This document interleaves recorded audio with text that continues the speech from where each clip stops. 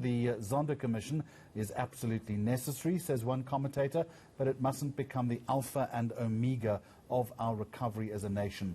There are other more pressing issues at play, and that thinking is from Oscar van Heerden, attached to the Mapungubwe Institute for Strategic Reflection, who joins me now on Wednesday lunchtime. Oscar, good afternoon to you. Why have you seen fit to make this observation? What's your concern?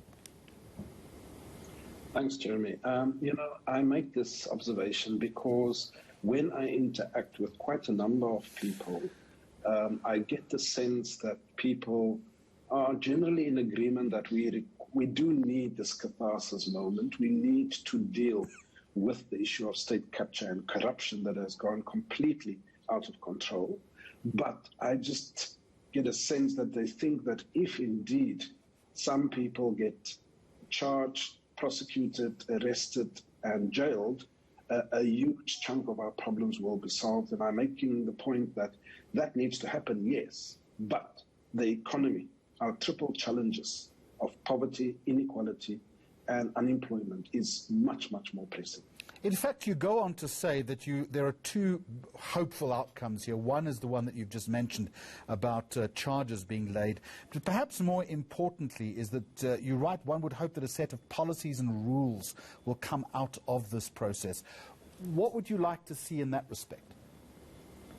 Indeed. I mean, as we hear all of these corruption, tenderpreneurs, procurement irregularities, and just general crass accumulation, regardless of rules and regulations in our SOEs and further afield, I just think that we need to learn from this document, take what we can out of it, and put in place the necessary systems, policies and regulations that will make sure that we don't repeat a state capture process or indeed see levels of corruption as we've heard during this commission's lifespan.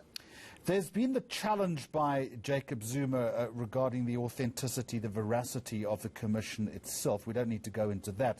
But do you think that has perhaps tainted its credibility? Has it lost something in the mix? No, I don't think so. I think that the Deputy Chief Justice, of course, he's a human being. He does have some faults, but I think he has conducted himself with poise and very ethically, has provided the necessary leadership and has ensured the integrity of the Commission in terms of transparency, allowing everyone to have their say, even when they refuse to answer questions continuously. So I just think that any attempt from former President Zuma or anyone else for that matter, wanting to cast aspersions, I think that people keenly follow the Commission and what happens at the Commission, and they will see right through it that indeed it's not true. Let me pick you up on that phrase about refusing to answer questions, the theatrics that we saw earlier this week, and I choose that word carefully, between Minister Pravin Gordhan and the advocate Dali Mpofu. Good for television ratings. What else was it good for? Well, I mean, I think it was a poor performance. I make mention in the article that it's the one occasion where I do give a bit of constructive criticism to the chairperson.